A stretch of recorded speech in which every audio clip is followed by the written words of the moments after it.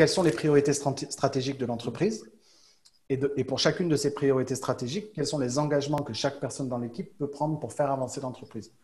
Parce qu'on peut avoir vite tendance, chacun à être dans l'exécution des tâches inhérentes à notre poste, et elles sont nombreuses et elles occupent une bonne partie de la journée, sans avoir forcément le recul nécessaire pour se dire, OK, j'ai fait plein de trucs, mais qu'est-ce que j'ai fait pour faire avancer les 3 ou 4 priorités stratégiques de l'entreprise de ce mois-ci, par exemple, ou de cette semaine. Et le fait d'avoir structuré ça, ça nous permet de faire avancer réellement les choses, parce qu'on peut vite avoir l'impression de faire beaucoup de choses, mais que l'entreprise n'avance pas. Et pour que l'entreprise avance, il faut que les priorités stratégiques soient claires et que les tâches qui permettent d'avancer dans ces priorités soient clairement définies. Donc ça nous a beaucoup aidé dans c'est cool, on a fait plein de trucs cette semaine, mais est-ce qu'on a réellement fait avancer les projets de l'entreprise? Ça nous a beaucoup aidé et je pense que ça va nous aider à grossir plus vite et à faire avancer les projets de manière plus rapide. Et Dieu sait que malheureusement, j'en ai beaucoup. Bonjour à tous, j'ai le plaisir aujourd'hui d'être avec Sébastien Telesco et avec Benoît. Benoît, j'aurais dû te demander avant, je ne suis pas sûre de comment on prononce ton nom de famille, c'est Schrub? C'est Schrub, ouais, c'est ça. Schrub. Parfait. Et Benoît Schrub. Merci d'avoir pris le temps d'enregistrer cette étude de cas tous ensemble, ça me fait super plaisir. Et donc, on a eu l'occasion, pour donner un peu de contexte, de travailler ensemble pendant les mois qui viennent de passer à travers le programme Systemize pour vous aider à transformer l'activité d'une activité qui est plutôt centrée autour du chef d'entreprise et une activité qui est beaucoup plus autonome, des systèmes avec une équipe. Avant d'aller peut-être plus loin sur ce sujet-là, Sébastien, est-ce que je peux peut-être te laisser présenter justement ce que vous et votre activité, ce que vous faites? Ouais, donc moi je suis Sébastien Tedesco et je suis coach de conseiller immobilier, donc d'agent immobilier, depuis maintenant 2 grosses années, on va dire. Donc avant, j'étais agent immobilier, directeur de plusieurs agences immobilières, et puis j'ai lancé cette activité de formation. Et puis comme beaucoup d'entrepreneurs, au début de manière très artisanale. C'est ce moment où tu es l'homme orchestre, tu vois, donc tu fais un peu tout, quoi. Puis au fur et à mesure, les choses ont pris un peu d'ampleur et du coup, il a fallu commencer à se faire aider. Et donc Benoît est arrivé très rapidement dans le projet, et puis maintenant, ce projet a pris encore plus d'ampleur. Alors, si on essaye de faire un peu de dresser le décor au moment où juste avant qu'on commence à travailler ensemble, dans quelle situation du coup vous étiez? Quels étaient peut-être les bons côtés ou les moins bons côtés de cette situation-là? Juste pour le contexte, juste avant qu'on commence, ce qui a fait qu'on a décidé de travailler ensemble, c'est que nous, on a eu une croissance un peu exponentielle, hein, donc un peu comme certaines entreprises vivent parfois une espèce d'hypercroissance. Et avec l'hypercroissance, naît plein de problématiques qui te sautent aux yeux, qui n'existaient pas avant, en fait, parce qu'il y a beaucoup plus de clients. Et donc, tout est démultiplié, en fait, comme si tous les services de l'entreprise, d'un coup, prenaient une surcharge. Et là où on était quasiment que en binôme avec Benoît, on s'est rendu compte qu'on avait besoin de recruter, d'étoffer les équipes, et puis surtout de mettre en place des process. Un des gros sujets, c'était qu'on commençait à avoir d'autres personnes qui nous aidaient, mais on souffrait d'un manque de clarté dans le qui fait quoi, dans les systèmes de communication entre nous, de la manière dont les informations circulaient. Et puis Benoît s'est retrouvé aussi avec beaucoup de tâches sur des sujets très différents. Et il a fallu aussi qu'on aille chercher des expertises un petit peu plus spécifiques pour que Benoît puisse se concentrer sur son cœur, sur sa zone de génie à lui, plutôt que de bricoler, quoi. C'est cool. Enfin, je te remercie tout à l'heure, juste avant qu'on commence à enregistrer, Benoît, d'être là, parce que des fois, on a la perspective effectivement du chef d'entreprise, on n'a pas forcément la perspective de l'équipe. Toi, du coup, ta perspective sur cette période-là, qu'est-ce que c'était cette transition que vous avez eue? Oui, c'était ça. C'était le côté de se rendre compte qu'il y avait plein de tâches. Donc, mes journées étaient bien remplies. Et comme il y avait beaucoup de tâches, c'était assez chronophage de ne pas savoir forcément comment les prioriser. Et donc, de partir un peu la tête dans le guidon parce qu'il y avait des choses à faire. Mais c'est vrai qu'au début, avec Sébastien, tous les deux, ça fonctionnait au niveau de la communication. Assez vite, on s'est dit, OK, qu'est-ce qu'on met en place? Est-ce qu'on reste sur un Trello? Est-ce qu'on met WhatsApp, Slack? On savait tout ça, mais on ne savait pas dans quel ordre le mettre. Quel était le moyen aussi de communication? Tu vois, est-ce qu'on traitait toutes les tâches via Slack, etc. Donc, c'est vrai que voilà, c'était avant qu'on passe sur un accompagnement avec toi. C'était vraiment ce côté, voilà, qu'est-ce qu'on fait? On bricolait, quoi. C'est cool parce que ça me permet de faire une transition sur un autre point. Je sais pour le coup, Sébastien, on en a parlé, on a certaines lectures, on a certaines références en commun. Je sais que tu es déjà assez documenté quand même sur le sujet, notamment de la structuration, de l'organisation d'équipe, etc. Du coup, qu'est-ce qui pour toi t'a fait prendre la décision de, au-delà de ça, vraiment prendre un accompagnement, quelque chose pour vraiment t'aider dans ce process-là? Ouais, je crois beaucoup à la valeur justement de l'accompagnement et du coaching dans le passage à l'action parce que en fait, c'est pas tout d'avoir les informations sur comment faire un certain nombre de choses. D'abord, c'est de faire le tri de cette information, de faire la pédagogie de cette information et d'avoir finalement des guidelines, hein, tu vois, des rails très précis sur comment est-ce que les choses doivent se mettre en place, dans quel ordre de priorité. Et puis quand on est seul face à ces informations-là, on a beau avoir des infos, on a toujours besoin d'être challengé aussi. Donc ça nous a apporté beaucoup de valeur et puis ça nous a obligés à prendre le temps de le faire. Parce qu'avoir les infos et savoir qu'il faut le faire, on est tous capables de le faire, mais quand on est pris un petit peu dans la roue du hamster, bah, il y a un moment où on ne prend pas toujours le recul nécessaire. Et l'accompagnement a cet avantage-là, c'est qu'il permet de prendre le recul à des moments très précis pour se poser les bonnes questions et faire les choses en fait. Et alors, ce que je vous propose qu'on fasse, c'est peut-être qu'on fasse d'abord une avance rapide sur où est-ce que vous en êtes aujourd'hui, qu'est-ce qui a changé pour vous. Et après, il y avait, comme je disais tout à l'heure, il y a certains points qui, je pense, dans votre parcours, justement, vont être particulièrement intéressants parce que ça va répondre à des interrogations peut-être que d'autres entrepreneurs ont aujourd'hui et qu'on peut rencontrer en règle générale et de revenir du coup sur ces points-là. Donc, si on fait l'avance rapide là maintenant, par rapport à là où vous en étiez justement quand on a démarré, qu'est-ce qui a changé pour vous, à la fois au niveau peut-être du business et dans du coup votre équilibre aussi peut-être plus personnel et votre vie perso en parallèle de ça? Vas-y Benoît. Qui commence. Je te laisse sur la partie business sinon. Moi, je me rends compte qu'en fait, tous les jours, on bénéficie des outils et de ce qu'on a mis en place avec l'accompagnement, quoi. C'est vraiment tous les jours, on va utiliser une partie de ce qu'on a vu ensemble et de se rendre compte également que justement, c'est bénéfique pour nous, quoi.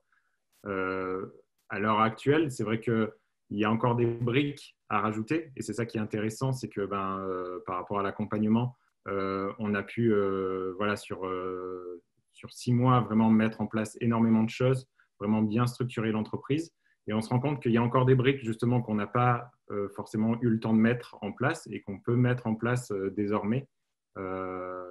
Et donc ça veut dire que y a une continuité si tu veux. On peut continuer à évoluer justement sur la structuration. Sur la partie, c'est vrai que comme tu disais tout à l'heure, sur la partie recrutement, c'est vraiment bien tombé parce que justement, comme on avait besoin de recruter, on a pu faire les choses dans l'ordre et via le process que tu proposais. Donc, avec justement la méthode de recrutement, la méthode d'onboarding, on ne serait jamais allé aussi loin. En fait, on n'aurait jamais pris le temps justement de réfléchir à tout ça. Et là, on avait le process à suivre, le process à mettre en place. Alors forcément, c'est pas, nous on le voit avec les formations qu'on vend. On a souvent nos clients qui, OK, ils achètent la formation, OK, ils pensent que ça y est, c'est bon, ils ont acheté la formation, ils savent le faire. Nous, c'était le même cas. Tu vois, au début, on s'est dit, OK, on a le process, mais non, après, il faut quand même se bouger derrière et l'appliquer. Mais ça vaut le coup parce qu'on voit vraiment pour nos recrutements, ils ont pu être opérationnels vraiment très vite, quoi. Ouais, si on fait effectivement l'avance rapide aujourd'hui, on a donc recruté, on va dire qu'on est 5 aujourd'hui sur la structure et on s'aperçoit en fait qu'on a beau être 5, ça n'a pas généré plus de complexité que quand on était 2 finalement. Aujourd'hui, en tout cas, maintenant que les choses sont en place, c'est un grand confort de travail parce que finalement, grâce aux outils de communication, grâce aux différents process qu'on a mis en place, grâce à la structuration de nos réunions, des points que l'on fait ensemble, grâce à la clarté du qui fait quoi et avec quel niveau de responsabilité, en fait, on s'aperçoit qu'on peut continuer de croître sans forcément que les choses deviennent plus complexes qu'elles ne l'étaient au stade précédent. Donc ça, c'est confort, c'est qu'aujourd'hui, on a grossi. On va dire qu'on a à peu près multiplié par 3 le chiffre d'affaires cette année par rapport à l'année dernière, sans que ça génère forcément beaucoup plus de charges de travail, déjà, et de confort. Donc ça, c'est cool. Ça, c'est vraiment un point positif, c'est de rendre compte que finalement, ça rassure sur le fait qu'on peut continuer de croître et qu'on saura le faire parce qu'on a tous les outils et toute la démarche à suivre pour le faire sans que ça génère une surcharge. Top. Et alors justement, si on fait, je me souviens, un des premiers points dont on a parlé, c'était donc effectivement, comme tu disais, Benoît, il y a eu le recrutement, ça s'est arrivé un petit peu après. Benoît, tu t'es retrouvé avec davantage de responsabilités par rapport à ce que tu faisais auparavant. Comment ça s'est passé, cette prise de décision-là, de vos deux côtés, chacun de passer de certaines responsabilités et d'aller encore plus loin là-dessus. Comment vous avez vécu ça? En fait, je pense que c'était à partir du moment où on a compris qu'on allait devoir structurer en faisant rentrer d'autres personnes dans la boîte, on s'est aussi rendu compte que ma zone de génie en tant que chef d'entreprise, elle n'était pas dans, on va dire, la coordination et dans l'exécution de la vision que j'avais pour l'entreprise. Donc, moi, je porte la vision de l'entreprise. J'ai une zone d'excellence qui est dans le coaching de nos clients, dans la création de contenu, dans l'animation de la communauté. Et finalement, on sait que l'entreprise va plus vite et plus loin quand chacun est à sa juste place. La mienne, c'est celle-là.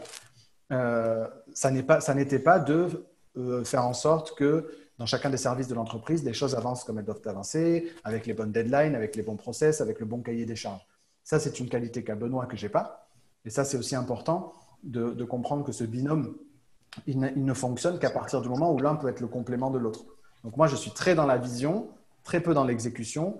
Benoît est beaucoup plus à l'aise dans l'exécution, dans la gestion de projet.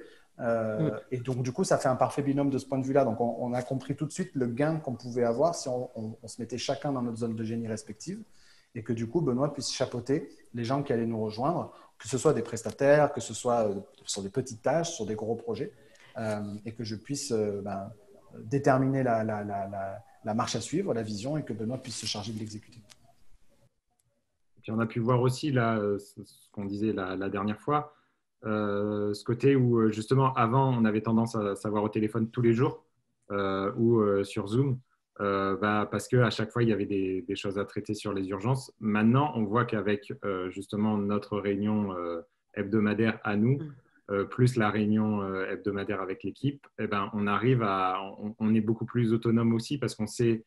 Voilà, il y a vraiment cette. Je pense qu'on peut encore améliorer, mais il y a vraiment, Sébastien a la vision, et puis après, moi, il y a vraiment cette partie d'intégration et puis de coordination avec les équipes derrière, quoi. Et puis, ce qui est très intéressant, c'est presque l'inversion. C'est un peu contre-intuitif comme ça, mais finalement, ce ne sont pas forcément Benoît et les équipes qui sont au support de ce que j'aurais besoin qu'on fasse, mais c'est moi qui me mets à disposition de Benoît et des équipes en fonction de ce dont ils ont besoin et des projets qui ont été déterminés. C'est tout bête, mais on a certains projets qui nécessitent que j'intervienne, encore une fois, soit dans la rédaction du contenu, soit dans… Et du coup, c'est Benoît qui me dit, voilà, le projet, on a une deadline, elle est là, on a besoin que tu me mets des tâches, on a besoin que tu nous prépares cette vidéo, ce texte, cet email, enfin peu importe, pour qu'on puisse avancer sur les projets. Et ça, c'est hyper confort parce que je trouve que d'abord, ça crée aussi une solidarité dans les équipes, le fait que vraiment chacun a un rôle à jouer, qu'il est chacun dans son juste rôle, etc. On n'est pas dans un schéma très descendant. Donc, ça marche dans les deux sens. Donc, moi, je suis à leur disposition dès qu'ils ont besoin pour qu'on puisse faire avancer les projets, quoi. Et ça, quand tu fais ce switch-là, je pense que c'est déjà une vraie milestone qui a été franchie du coup pour l'évolution de l'entreprise. Parce qu'en règle générale, c'est vrai qu'on, dans un premier temps, est dans cette position de tout part de moi, on va dire, chef d'entreprise. Et là, tu te retrouves juste comme un des éléments parce qu'il y a des personnes qui sont top par ailleurs, qui sont là pour arriver à exécuter, faire avancer, donner les idées aussi, mener à bien les projets. Et toi, tu n'es plus la partie centrale, tu es une des parties juste du business. Ouais. Top. Et il y a une des choses, je me souviens, alors sur la partie tout ce qui est vision, valeur, tout ça, où c'était déjà franchement une des boîtes les plus avancées, je trouve, avec lesquelles j'ai eu l'occasion de travailler là-dessus. Donc, on a pu passer sur ça rapidement et je pense que c'est une de vos forces, justement, aujourd'hui, de voir ça parce que, parenthèse là-dessus, mais vous êtes dans le domaine de l'immobilier, de l'accompagnement des agents, justement, immobiliers. Moi, c'est un domaine qui ne me touche pas directement, mais je sais qu'en ayant pris connaissance justement de la vision que vous avez de ce métier-là, de ce que vous voulez faire, de ce que vous voulez arriver à, ce sur quoi vous voulez contribuer par rapport à ce métier-là, ça a vraiment de mon côté changé ma vision du métier. Et je le vois vraiment aujourd'hui complètement différent. Peut-être si juste on peut faire un petit passage là-dessus, parce que je trouve ça tellement puissant. Comment Sébastien, tu vois le métier, c'est quoi la vision de ce que vous voulez faire justement pour ce métier-là? Juste faisons une petite parenthèse sur ça. Ouais, c'est drôle que tu dis ça parce que pas plus tard qu'hier, j'ai envoyé un document à une entrepreneuse dans un autre domaine et qui me disait « Ah là là, j'ai lu ton truc, j'ai envie d'être agent immobilier. » Et c'est drôle pour une profession qui est si décriée. Donc moi, ma mission, clairement, elle est vraiment que la France entière en fait, puisse changer de regard sur ce métier, comme tu l'as fait et comme d'autres. Et on voit qu'on est capable de porter ce message-là d'un métier qui n'est pas forcément… vraiment de permettre cette mutation et l'émergence d'une nouvelle génération de conseillers immobiliers qui soit beaucoup plus en phase avec les gens sur le plan émotionnel, sur le plan de la prise de conscience de ce qu'est la mission réelle d'un agent immobilier, qui est de guider des transitions de vie. Chaque acquisition, chaque vente est une véritable transition, un bouleversement dans la vie des gens. Et le rôle de l'agent immobilier, c'est d'occuper vraiment une place centrale d'être vraiment un vrai guide en fait, dans cette transition, de ne plus être quelqu'un qui va se positionner face à face avec les particuliers, mais à leur côté, dans le cadre de leur projet. C'est juste un petit switch sur la mission, sur la manière d'incarner son métier, de le faire sur un plan beaucoup plus émotionnel, de manière beaucoup plus incarnée du coup, que simplement comme une succession de tâches qu'on ferait sans aucune âme en fait, et uniquement avec un objectif qui serait un objectif financier. La conséquence financière de cette mission-là, elle découle d'elle-même, et ça ne doit pas être l'objectif, il doit découler automatiquement du bon accompagnement du particulier, acheteur ou vendeur. Et alors, je trouve pour peut-être ceux qui vont regarder cette vidéo et qui vont pas forcément être familiers avec le principe de vision, de mission, de valeur ou autre, enfin, mettez un peu de côté les deux, on va dire, façons de présenter les choses. Soit on a quelqu'un qui accompagne effectivement les agents immobiliers dans le développement de leur activité, on va dire, ça pourrait être une façon de le présenter. Soit vous avez en face de vous une entreprise qui, comme tu viens de le dire, voit le métier d'une façon complètement différente, aide les agents immobiliers à incarner ce métier-là d'une façon complètement différente. Il y a beaucoup de choses qui en découlent, qui font partie de votre méthode. L'impact, en tout cas, moi, je sais que je l'ai perçu comme ça, l'impact que ça a sur comment on perçoit l'entreprise, est-ce qu'on a envie de travailler avec l'entreprise, qu'est-ce qui la différencie de la concurrence ou pas. Enfin, c'est vraiment un point important sur lequel, oui, en général, on travaille dans le programme, mais sur lequel nous, on est passé rapidement parce que vous étiez déjà au top là-dessus, je trouvais. Et du coup, question pour toi, Benoît, comment, pour toi ou peut-être pour l'équipe d'une façon générale, on va dire que tu es peut-être le porte-parole de l'équipe en l'occurrence, le fait d'avoir cette vision-là, cette mission-là qui est clairement définie dans l'entreprise, quelle différence ça fait dans ta perspective sur le travail que tu vas faire au quotidien et sur comment tu vois justement ce travail-là? C'est vrai que là, on l'a vraiment ressenti avec le rendez-vous des accélérateurs. Donc, les accélérateurs, c'est les membres du programme de coaching. Donc, on a fait une journée à Paris dans laquelle on a retrouvé un certain nombre de membres, dans lequel il y avait des études de cas. Et c'est là où on se rend compte que, justement, on a ce qui nous rapproche tous au niveau de la team et de nous cinq, c'est vraiment ce côté valeur. Tu vois, on a les mêmes valeurs, voilà, de pouvoir justement aider. Enfin, c'est vraiment, voilà, on aide les gens et donc c'est plus que juste une formation. C'est pas pour rien qu'on est quelqu'un qui gère le succès client et qui s'assure justement derrière que la formation, elle est achetée, mais que la formation, elle soit bien suivie parce qu'on a la conviction que la formation va les faire changer, quoi.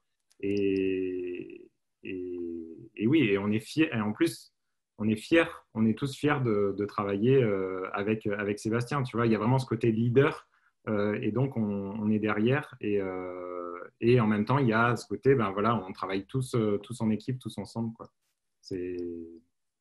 Enfin, voilà, c'est une belle cohésion d'équipe. Ouais. En fait, c'est hyper puissant du point de vue de l'attractivité de l'entreprise à l'extérieur aussi. Et en fait, c'est quelque chose qui est imperceptible. Parce que des fois, il nous arrive des trucs, on se dit, mais voilà, il n'y a pas de stratégie, pas une stratégie marketing derrière ça, il n'y a pas un investissement particulier, il n'y a pas… je vois beaucoup de nos confrères qui émergent, etc., qui font des trucs qui sont de bien meilleure qualité que nous dans plein de domaines, côté marketing, côté, je sais pas, design, côté, etc., etc. Et pour autant, parce que notre valeur, elle n'est pas forcément là-dedans, eh ben, on continue d'attirer beaucoup de monde. Et quand on demande aux gens pourquoi est-ce qu'ils décident de rejoindre le programme, etc., la réponse, elle est toujours la même. C'est j'aime bien votre vision, j'aime bien vos valeurs, j'aime bien ce que vous dégagez, j'aime bien. Et ils ont même eux-mêmes souvent du mal à le mettre en mots. Et ça, je pense que c'est quand on a ça, c'est quelque chose qui est durable, qui est sain et qui peut survivre à n'importe quel changement de quelconque algorithme ou de quelconque stratégie marketing, en fait. Et puis, on travaille tous, mine de rien, on travaille tous à distance. Donc, c'est vrai que c'est d'où l'importance d'être bien structuré. Et au niveau de la communication, tout est fluide, quoi.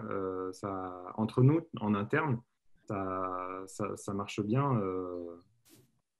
Enfin, ça, je trouve, c'est à relever aussi, quoi. Ça vous donne une voie en commun d'avoir cette ligne de directrice qui est définie sur la partie vision, c'est ça que tu veux dire? Ouais, exact. Ouais. D'accord. Alors, parce que je vois le temps passer, et moi, on peut en parler pendant longtemps, mais on va essayer de rendre ça quand même le plus focus possible. Si du coup, on quitte un peu les points particuliers par rapport à certains jalons que vous avez traversés, maintenant, en étant, on va dire, au bout du programme, qu'est-ce qui a peut-être été le plus utile pour vous dans justement le programme Systemize? Moi, je retiendrai euh, la structuration des moments importants de l'entreprise, en fait.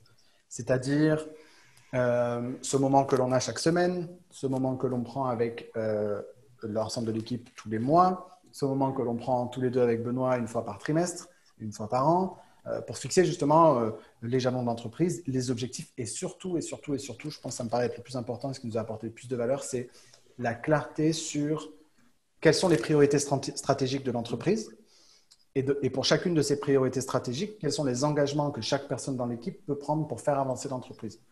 Parce qu'on peut avoir vite tendance, chacun à être dans l'exécution des tâches inhérentes à notre poste, et elles sont nombreuses et elles occupent une bonne partie de la journée, sans avoir forcément le recul nécessaire pour se dire, OK, j'ai fait plein de trucs, mais qu'est-ce que j'ai fait pour faire avancer les 3 ou 4 priorités stratégiques de l'entreprise de ce mois-ci, par exemple, ou de cette semaine. Et le fait d'avoir structuré ça, ça nous permet de faire avancer réellement les choses, parce qu'on peut vite avoir l'impression de faire beaucoup de choses, mais que l'entreprise n'avance pas. Et pour que l'entreprise avance, il faut que les priorités stratégiques soient claires et que les tâches qui permettent d'avancer dans ces priorités soient clairement définies. Donc ça nous a beaucoup aidé dans c'est cool, on a fait plein de trucs cette semaine, mais est-ce qu'on a réellement fait avancer les projets de l'entreprise? Ça nous a beaucoup aidé et je pense que ça va nous aider à grossir plus vite et à faire avancer les projets de manière plus rapide. Et Dieu sait que malheureusement, j'en ai beaucoup. Et du coup, ça permet de les faire avancer plus rapidement. Ou en tout cas, au contraire, de se dire, là, il y en a peut-être un peu trop, parce qu'on prend ce recul nécessaire de dire, ben, cette priorité, elle est pas prioritaire et elle viendra le mois prochain à condition qu'on ait fini la précédente. Voilà, je trouve que dans cet aspect-là, on a gagné beaucoup en clarté et en confort de ce point de vue-là. Je peux rajouter, on le voit vraiment hein, au début avec les accompagnements, donc toutes les semaines, c'était OK, on met en place les outils. Donc c'est vrai que ça faisait un gros chamboulement, on a mis en place les outils, mais c'est vraiment que depuis un mois où on a décidé justement de travailler et d'être focus sur OK, maintenant il y a les objectifs et il y a les engagements. Parce que c'est vrai que on faisait les réunions hebdomadaires avec l'équipe, mais il n'y avait pas les engagements. Et puis, du moment où on a rajouté cette brique sur les engagements, ça a tout changé, quoi. Cool, top. Écoutez, déjà, merci pour ces éléments-là. Et peut-être une question de fin. Et après, c'est bon, c'est fini. Je vous laisse repartir chacun à vos activités. À qui vous recommanderiez de suivre le programme Systemize, à des entrepreneurs peut-être dans quelle posture pour que peut-être certains qui se disent OK, moi j'en suis à tel niveau de développement, est-ce que ça fait sens pour moi d'aller dans dans cette logique-là de structuration, de systématiser, etc. Peut-être pour qu'ils puissent avoir un retour d'une personne qui n'est pas moi ou une personne de l'équipe de notre côté. Ouais, C'est marrant parce que je vois pas forcément qu'un seul profil. C'est-à-dire que pour moi, c'est indispensable à partir du moment où on commence à faire entrer d'autres personnes dans la structure. Pour moi, en fait, dès le stade de 1 à plus que 1, ce serait indispensable pour bien faire les choses. Parce qu'on côtoie beaucoup d'entrepreneurs, toi Laura et moi notamment, qui se posent la question de la première personne à faire rentrer dans la structure pour aider. Et déjà là, il y a beaucoup de blocages parce qu'il y a beaucoup de croyances, parce qu'il y a beaucoup d'absence de méthodologie, etc. Donc pour moi, dès le stade 1, enfin plus 1, ça serait déjà indispensable. Mais j'ai déjà en tête quelques entrepreneurs que je connais qui sont à des stades plus avancés encore, mais qui doivent, eux, gérer l'hypercroissance. J'ai notamment quelqu'un en tête à qui je parlerai du programme parce que je sais que la structure est grosse, mais qu'elle a grossi tellement vite que le chef d'entreprise en question est pour le coup complètement sous l'eau. Donc pour moi, il y a ces deux profils-là. Il y a bien faire les choses tout de suite en amont dès qu'on franchit la première step. Et à partir du moment où on perd en clarté, où les choses commencent à devenir un peu bordéliques, ça a du sens aussi. Bah, écoutez, merci. Je ne sais pas si vous avez un mot de la fin ou juste un dernier point que vous voulez rajouter. Sinon, il n'y a pas de problème. Non, mais rajouter que tous les coups, tous les jours, tu es dans une partie de nos outils ou des process qu'on utilise. Voilà. C'est vrai, il y a un peu de Laura Maville dans l'entreprise. Maintenant, c'est marrant. Il y a de ton ADN sur nos documents, sur nos outils. Ça fait plaisir d'entendre ça. Ça fait chaud au cœur. Écoutez, très bien, ça me va. Merci, franchement, merci d'avoir pris le temps d'enregistrer cette étude de cas. Le but, c'est que ça puisse retranscrire un peu vous, ce que vous avez vécu et aussi permettre à d'autres entrepreneurs de se situer un peu dans leur chemin. Et est-ce que ça fait sens de travailler pour eux qui décident de le faire avec nous ou peut-être avec d'autres personnes, mais quand même, on fait en sorte d'être les meilleurs là-dessus. Et de les aider à se situer par rapport à ça. Donc, merci d'avoir pris le temps pour ça. Et je vous souhaite de passer une très très bonne journée. Je vous dis à très vite. À plus.